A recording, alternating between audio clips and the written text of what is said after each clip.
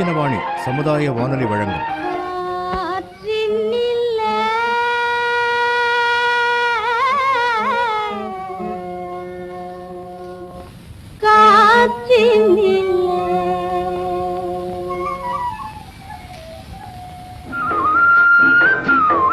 காற்றில் மிதந்து வரும் கணிதம். காற்றில் மிதந்து வரும் கணிதம் இந்திய அரசு அறிவியல் மற்றும் தொழில்நுட்பத்துறையின் ஓர் அங்கமான தேசிய அறிவியல் மற்றும் தொழில்நுட்ப தொடர்பியல் குழுமத்தின் ஆக்கம் ஊக்கம் ஆதரவுடன் ரத்தினவாணி சமுதாய வானொலி தயாரித்து வழங்கும் காற்றில் மிதந்து வரும் கணிதம் புதிய தொடர். அடித்தட்டு மக்களின் அன்றாட பயன்பாட்டுக்கு தேவையான அடிப்படை கணிதம் கற்றுத்தரும் புதிய தொடர்.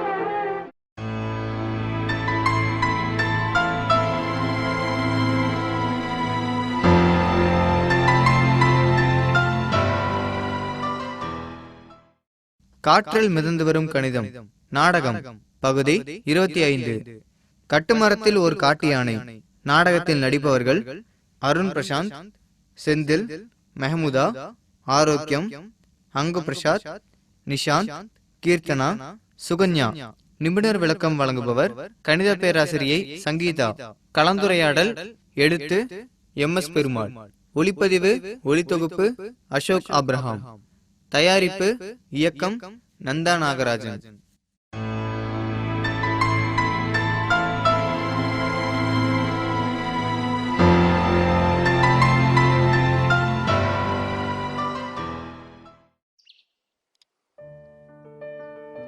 வடிவேலு, வடிவேலு, இங்கதான் இருக்கு முதலாளி. வெயில்ல வந்திருக்கீங்க. இருட்டுக்கு கண்ணு பழக கொஞ்சம் நேரம் பிடிக்கும். முதல்ல உட்காருங்க. இந்தா பையபுடி 1.25 கிட்ட இருக்கு. எதுக்கு முதலாளி இம்பிட்டு போனோம்? 54 பேருக்கு சம்பளம் போடணும். ஸ்பேர் பார்ட்ஸ் வாங்கணும்னு சொன்னேன். ஸ்பேர் வாங்கலாம். 50-60 தேவைப்படும். நிச்சயம் சம்பளத்துக்கா? எல்லா பயல்களும் ஏற்கனவே பாதிக்கு மேல அட்வான்ஸ் வாங்கியிருக்கானுங்க முதலாளி. தெரியும் வடிவேலு, ஆனா இப்ப பள்ளிக்கூடம் திறந்தாச்சு. பிள்ளைங்களுக்கு பீஸு, நோட் புக்கு, யூனிஃபார்ம்னு நிறைய செலவு இருக்கு.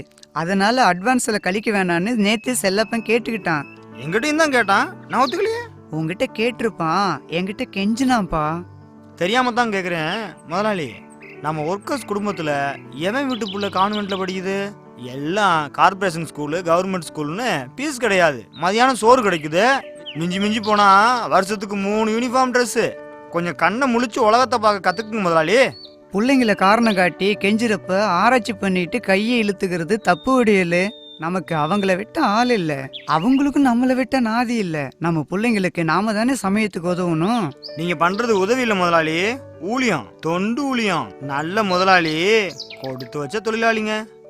சரி சரி, பூசல் பொறுமல் எல்லாத்தையும் இந்த அறைக்குள்ளேயே உதறி தள்ளிட்டு தெளிஞ்ச மனசோட பணத்தை பட்டோடு பண்ணுங்க.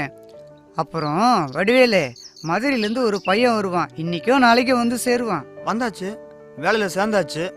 அடுத்த மாசத்துல இருந்து அவனுக்கு சேர்த்து கடன் வாங்க போறீங்க. படிச்ச பையன், எப்படியும் 10 ரூபா சம்பளம் கொடுக்க மாட்டீங்களா? மாசம் 10,000 சும வட்டி, அதுவும் ஈஸ்வரமூர்த்தி போடுற வட்டி. எங்கப்பா ஐயா வணக்கம் ஐயா. வா தம்பி, சொன்ன நாளைக்கு முன்னாடியே வந்துட்டியே. நேரா நம்ம வீட்டுக்கு வர சொல்லி இருந்தேனே ராஜு. பரவாயில்லையா, லாரி பிடிச்சி வந்தேன். அவர் நேராக நம்ம ஸ்பாட்லேயே கொண்டு வந்து விட்டுட்டாரு. குளிச்சு முடிச்சு ரெடி ஆகிட்டேன். நீங்கள் எங்கேயோ வெளியே போயிருக்கீங்கன்னு மேனேஜர் சொன்னார். அதான் வீட்டுக்கு வர முடியல. என்ன பார்க்கவா வர சொன்ன? வீட்டை பார்த்து வச்சுக்கோ. உனக்கு இங்க காலேஜில் இவங்களோட தங்க வசதிப்படாது. பிடிச்சா என் சமையலையும் சாப்பிட்டு பழைக்க. அதெல்லாம் வேண்டாங்கய்யா, நான் இங்கேயே இவங்க கூடயே தங்கிக்கிறேன். வேலை பார்க்க போகிறதே இந்த தோழர்கள் கூட தானே, இங்கே தங்குறது தான் முறை. சரி, நான் உன்னை கட்டாயப்படுத்தல. உனக்கு சம்பளம் அடுத்த மாசம்தான். இப்போ செலவுக்கு வச்சுக்கோ. இந்த 500 ரூபாய். அம்மா 500 ரூபா கொடுத்து அனுப்பியிருக்காங்கய்யா. பின்ன பிள்ளைய வெறுங்கையாவா அனுப்புவோம் மரகதம். இதையும் வச்சுக்க. இனிமே அம்மா கையை எதிர்பார்க்க வேண்டாம். அடுத்த மாசத்துலேருந்து நான் அம்மாவுக்கு பணம் அனுப்ப போறேயா. இதுதான் நல்ல பிள்ளை கிடையாலும். இங்கே என்ன வேலை என்ன பொறுப்புன்னு நீங்கள் என்ன சொல்லலையே.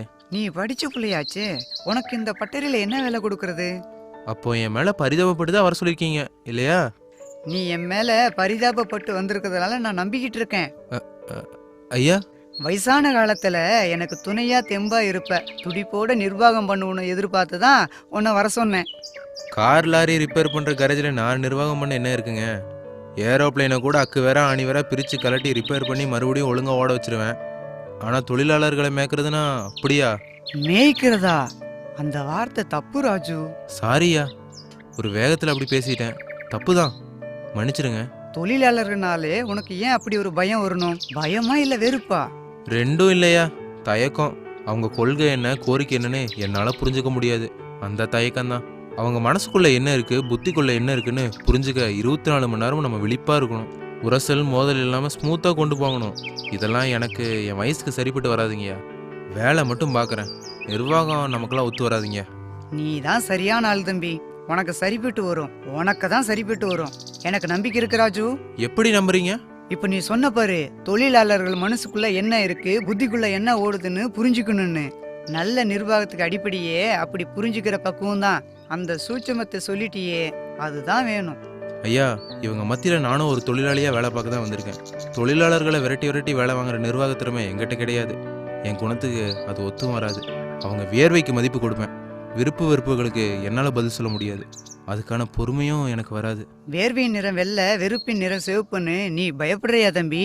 பயம்னு அர்த்தம் இல்லைங்க, அந்த பக்குவம் என்கிட்ட கிடையாதே. செங்குடி உயர்த்தி போராட்டத்துல இறங்கினா அவங்கள எப்படி அடக்கிறதுன்னு உனக்கு பாடம் நடத்த போறதில்ல. ஏன்னா மனசுகள் பசுமையா இருக்கிற சூழ்நிலையில சிவப்புக்கு இடமில்லைன்னு நான் உறுதியா நம்புறேன். நடைமுறை அனுபவத்துல சொல்றேன். உங்க அனுபவம், பக்குவம் இதெல்லாம் எனக்கு வராதுங்க. வரும். அறிவு, இதயம், வயிறு, இந்த மூணும் ஒரே மனுஷனுக்குள்ளதான் இருக்கு. இந்த மூணும் தான் பிரபஞ்சத்தையே ஆட்டி படைக்குது. புத்திக்கும் மனசுக்கும் நடக்கிற போராட்டம் படிச்சவங்க மத்தியில, வயிற்றுக்கும் மனசுக்கும் நடக்கிற போராட்டம் பாட்டாளி வர்க்கத்துல. உழைக்கிற வயிற்ற முதலாளியும் கொடுக்குற மனசு தொழிலாளியும் பரஸ்பரம் மதிக்க ஆரம்பிச்சுட்டா அப்புறம் போராட்டத்துக்கு என்ன அவசியம்? கதவடைப்பு, வேலை நிறுத்தம் ரெண்டையும் அகராதியில தான் தேடணும். என்ன ராஜு, என்னோட அணுகுமுறை இதுதான். உன் சிந்தனையும் அக்கறையும் என்னோட ஒத்து போகும்னு நம்புறேன். ஏன்னா நீ மரகதம் வளர்த்த புள்ளப்பா. மரகதம் என்கிட்ட படிச்ச பொண்ணு. வம்சாவளிக்குன்னு ஒரு மரியாதை இருக்கு. என்ன யோசிக்கிற? வேலையில சேரணுமா இல்ல வேணாமுன்னா? எனக்கு வேலை மட்டும் இல்லை, வெளிச்சமும் கிடைச்சிருக்குங்கய்யா. கண்டிப்பாக உங்கள் நம்பிக்கையை காப்பாற்றுவேன்.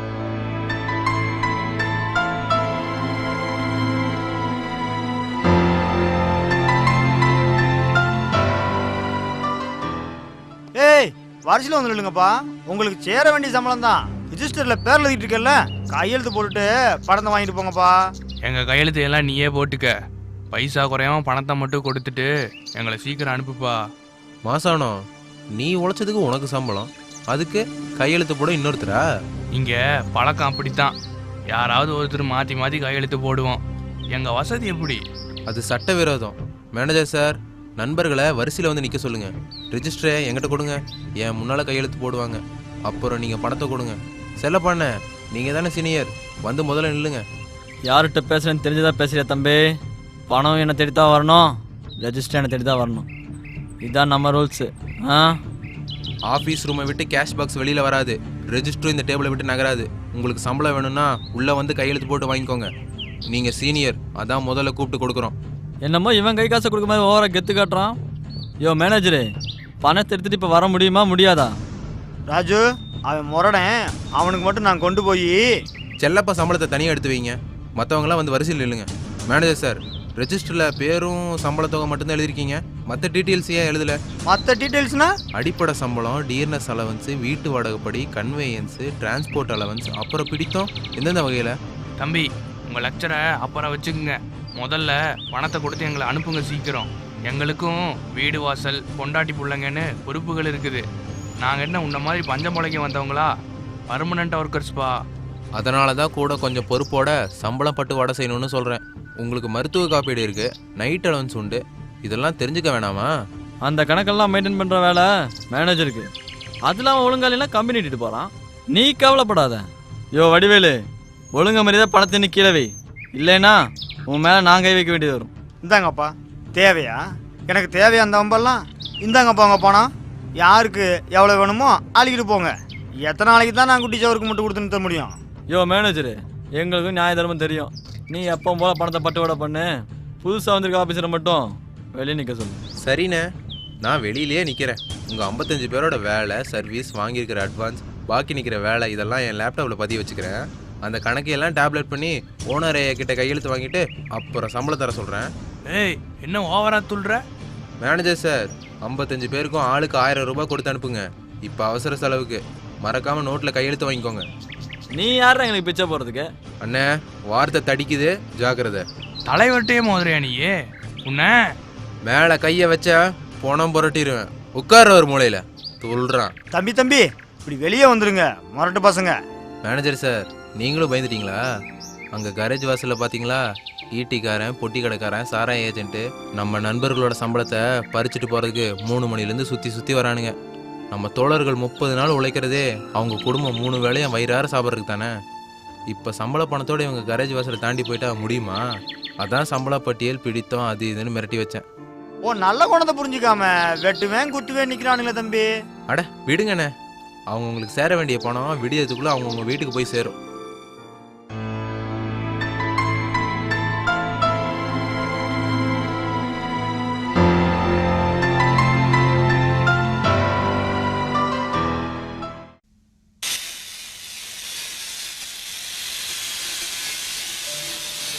வா பாப்பா, ஏது இவ்வளவு தூரம்? ஏன் இவ்வளவு கோவம்? ஏன் கேட்க மாட்டீங்க? காரை சர்வீஸ்க்கு விட்டு எத்தனை நாள் ஆச்சு? அப்ப வெடிபடுன்னு சொல்லிட்டேனே. ஏப்பா செல்லப்பா, நேத்து ட்ரையலுக்கு எடுத்துட்டு போனேன்ல. ஏன்யா இப்படி புழுகுற? பாதி பாச்ச காணோம். பாதி குளியில பாத்ரூமை விட்டு வெளியே வந்த பொண்ணு மாதிரி இருக்கு. அடடே, நல்ல உதாரணம். மேனேஜர், இது என்ன அசரீதி? உங்க வண்டி ரிப்பேர் பாக்குறவன் உங்களை பாராட்டுறான். ஏன் செல்லப்பா, எப்பவும் என் காரை நீங்க தானே சர்வீஸ் பண்ணுவீங்க? ஓ மை காட், ஒரு எல்போர்ட் பொடியனா என் காரை சர்வீஸ் பண்றது? கார்ல என்ஜின் எங்க இருக்கு, கிளட்ச் எங்க இருக்கு, கியர் எங்க இருக்குன்னு இன்னும் தேடிக்கிட்டு இருக்கான். Who's that idiot? Excuse me ma'am, clutch gear break எங்கே இருக்குன்னு தேடிட்டு இருந்த பொடியை நான் தான். தேடி எடுத்துட்டியா இல்ல திருடி வித்துட்டியா? ஏய், யாரை பார்த்து திருடங்கிற? யூ ஸ்கவுண்டரல், என்னையே அடிக்க வர்றியா? மேனேஜர், இவனை ஏன் வேலையில சேர்த்த? Dismiss him. எங்க அந்த ஓல்ட் மேன்? ஓனர் கிளம்ப. மேனேஜர் வாயா வெளியே. மேனேஜர். மேடம், யாரை வெளியில வாயான்னு மிரட்டுறீங்க? தொலைச்சு போடுவேன், தாக்குறது. நீ என்ன மேன், அந்த கிழவனுக்கு சப்போர்ட்டா? என்னையே மிரட்டுற? நான் யார் தெரியுமா? நீ எலிசபெத் ராணியாவே இருந்துட்டு போ. எங்க முதலாளிய மரியாதை இல்லாம பேசினா பெரிய முதலாளி. நேத்து தான் எங்க டாடி கிட்ட பிச்சை எடுத்துட்டு வந்தான். 1.25 லட்சம். பிச்சைக்காரன் பரதேசி. என்னடி சொன்ன? டாடி. என்ன தம்பி, பேசிட்டு இருக்கும் போதே கையை வாங்கிட்ட? கழுத்தையே நெரிச்சு கொண்டிருப்பேன். பாவிகளா, அத்தனை பேரும் பார்த்துக்கிட்டு நிக்கிறீங்களே. பாடுபட்டு படியளக்கிற தெய்வத்தையே ஒரு பிச்சைக்காரனை கேவலப்படுத்துறா. அவளை வெட்டி புதைக்க வேணாமா? வார்த்தை கொஞ்சம் காரம் தான், ஆனாலும் நம்ம முதலாளி நிலமா அதுதானே தம்பி. இந்த பொண்ணோட அப்பா ஈஸ்வரமூர்த்தி ஐயா, அவர்கிட்ட பணம் வாங்கிட்டு வந்துதான் நேத்து எங்க எல்லாருக்கும் சம்பளம். அடுத்த மாசத்துல இருந்து நீயும் எங்க லிஸ்ட் தானே. அப்ப நீயும் எங்களை மாதிரி தான் சைலண்டா நிப்ப.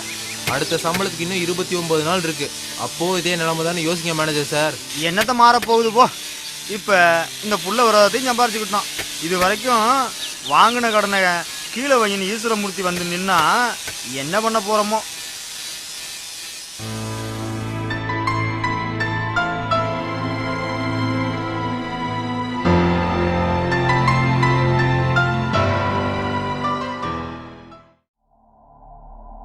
டாடி. என்ன கண்ணு, ஏன் இவ்வளோ கோவமா வர? மெக்கானிக் ஷெட்டை இழுத்து மூடுங்க. அத்தனை ஒர்க்கர்ஸையும் தெருவில் நிறுத்துங்க. நிறுத்தலாம், நானும் அந்த கணக்கை தான் பார்த்துட்டு இருக்கேன். அடுத்த மாசம் கிழமை கையேந்தி நிப்பான்ல, அப்ப கதையை முடிச்சிடுறேன். இப்பவே மெக்கானிக் ஷெட்டை மூடணும். அங்க ஒரு ஒர்க்கர் என்ன கை நீட்டி அடிச்சிட்டான். புதுசா வேலைக்கு வந்தவன். என்னது, ஒன்னா ஒருத்தன் அடிச்சிட்டானா? யார் அவன்? யார் அவன் கேக்குறீங்களே? நீ என்ன தப்பு பண்ணன்னு உங்க பொண்ணை கேளுங்க. ஒரு பொண்ணை கை நீட்டி அடிக்கிறவன் மனுஷனே இல்ல, அதுவும் பொது இடத்துல வச்சு. மூளை சத்த வந்தா முரட்டுத்தனமா நடந்துக்குவான். அதானே பார்த்தேன். பூட்டின வீட்டுக்குள்ள வச்சு பொண்டாட்டியை அடிச்சு நொறுக்கிற ஆம்பளை இப்ப தத்துவம் பேசுறாரேன்னு பார்த்தேன். இப்போ உனக்கு எதுக்கு பிளாஷ்பேக்கு? புள்ள அழுதுட்டு வந்திருக்காளே, என்ன ஏதுன்னு விசாரிப்பியா? விசாரிக்கணுமா? இவ வாய் கொழுப்பு வாங்கி கட்டிட்டு வந்திருக்கா. இவளுக்கு பறிஞ்சுக்கிட்டு நீங்க பஞ்சாயத்து வைக்க கிளம்பாதீங்க. உங்க வாத்தியார உடனே கூண்டுல ஏத்திர மாட்டேன். ஆனா எவனோ புதுசா ஒருத்தனை வேலைக்கு வச்சிருக்காராமே, அவன் யாரு எப்படிப்பட்டன்னு விசாரிக்க மாட்டாரா உங்க வாத்தியாரு? அந்த புத்திசாலித்தனம் எங்க அப்பாவுக்கு இருந்திருந்தா. என்ன முணுமுணுப்பு, உனக்கு என்ன குறை? என்ன பத்தின கவலை எதுக்குங்க உங்களுக்கு? மேல மேல கடன் கொடுத்து மெக்கானிக் ஷெட்டை வளைச்சு போடுற கவலையை மட்டும் பார்த்தா போதுமே. அவர் நிர்வாகத்துல தலையிட்டு ஏன் உங்க நேரத்தை கெடுத்துக்கிறீங்க? ஐயோ, ரொம்ப கரிசனா. 1 ரூபாயா 2 ரூபாயா? கத்தையா பணத்தை கொடுத்துருக்கேன். எடுத்து கொடுத்தது நீங்க தான், ஆனா அத்தனை என் பணம். என்னது, உன் பணமா? உரிமை குரலா? அந்த கடனை தள்ளுபடி பண்ண எனக்கு உரிமை இருக்கு. அதை நினைவில் வச்சுக்கிட்டு வாத்தியார் ஐயா மேலே என்ன ஆக்ஷன் எடுக்கலான்னு திட்டம் போடுறத முதல்ல விட்டு தள்ளுங்க. டாடி இப்பவே போலாம். போலீஸ்ல ஒரு கம்ப்ளைண்ட் எழுதி கொடுத்துட்டு வரலாம். போலீஸ் ஸ்டேஷன் கூட்டிட்டு போறதுக்கு முன்னால உங்க அப்பாவை வக்கீல் வீட்டுக்கு கூட்டிட்டு போ தீபா. என்னம்மா சொல்ற? என் ஆத்திர அவசரம் புரியாம. எனக்கு புரிஞ்சனால தான் சொல்றேன். டாடி அவருக்கும் புரியும். அதனால தான் வாயை மூடிக்கிட்டு இறங்கி போறாரு. நீயும் பொண்ணா லட்சணமா கொஞ்சம் பொறுப்பா நடந்துக்க, பொறுமையா நடந்துக்க. உன் காரை தூக்கிட்டு ஊரை விட்டு ஒன்றும் ஓடிட மாட்டான் அந்த மெக்கானிக்கு.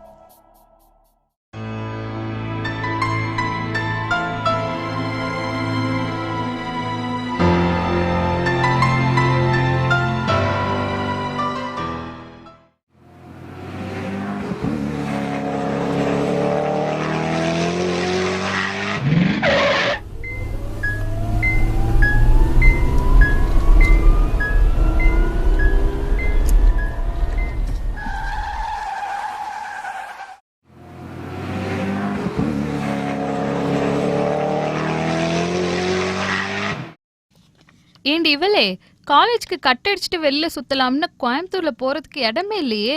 கார் இருந்துச்சுன்னா ஊட்டிக்கு ஒரு ஷார்ட் ட்ரிப் போயிருக்கலாம். கார் தான் காரேஜை விட்டு நகராம நிக்குதே. ஐயோ தீபா, நல்ல காலம் அடிப்படலையே. காட்டா மாதிரி கார் ஓட்டுறான் பாரு. காட்டா மாதிரி இல்ல, அதே காட்டான் தான்.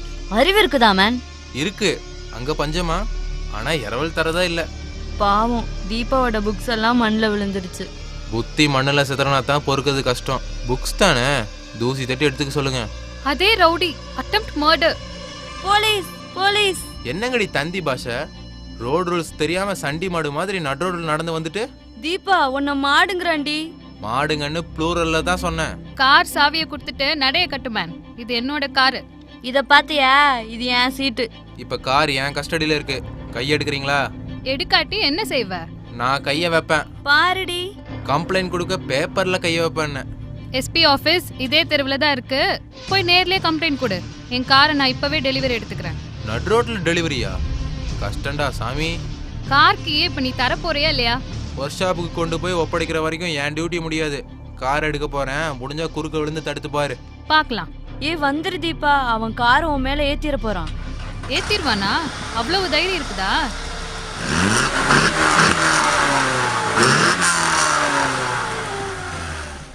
Car repair charge, spare parts மாத்திர செலவு, 2 லிட்டர் பெட்ரோல் போட்டிருக்கேன். மரியாதையா பணத்தை செட்டில் பண்ணிட்டு கார் சாவியை கேளு, தரேன்.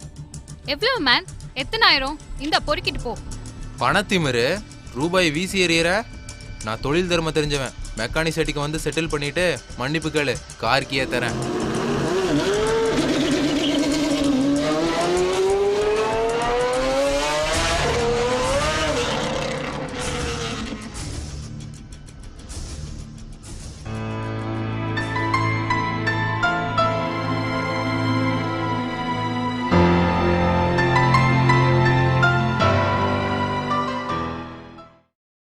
வணக்கம் நேயர்களே.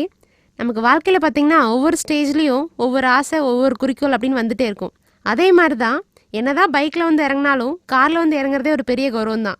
கார் அப்படிங்கிறது நிறைய பேர் கௌரவத்துக்காக லட்சம் கோடி அப்படின்னு நிறைய செலவு பண்ணுறாங்க. பட் நடுத்தர குடும்பத்தில் வாழ்க்கை ரன் பண்ணுற நமக்கு பார்த்திங்கன்னா காரில் எங்காவது கோயிலுக்கு போயிட்டு அப்படியே ஒரு சின்னதாக ஒரு ஃபங்க்ஷன் போயிட்டு வரதே ஒரு பெரிய சந்தோஷம்தான்.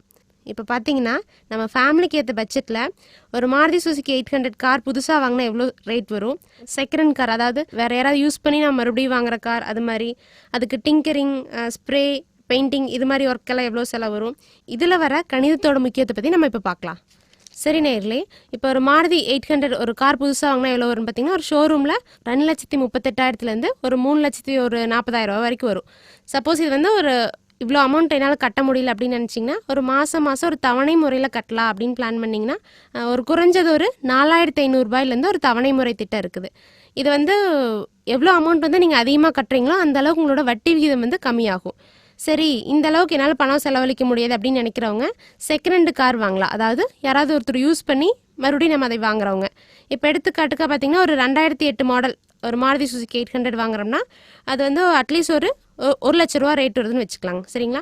ஒரு 2008 மாடல் ஒரு மாருதி சுசுக்கியோட கார் பார்த்தீங்கன்னா 1,00,000 ரேட் வருதுன்னு வச்சுக்கலாங்க.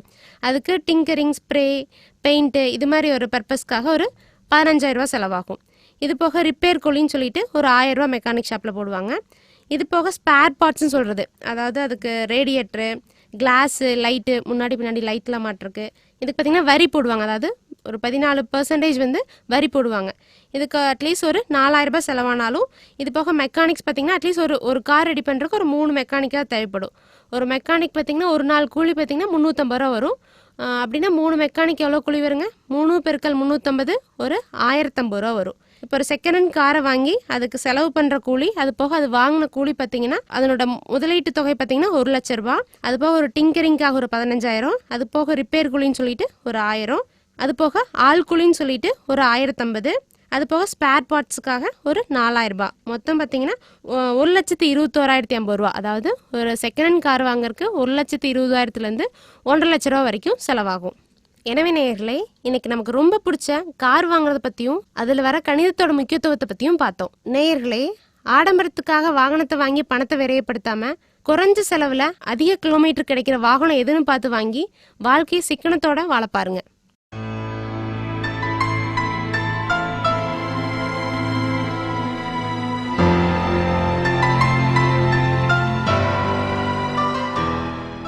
நேர்கள் இதுவரை கேட்டது காற்றில் மிதந்து வரும் கணிதம் பகுதி 25.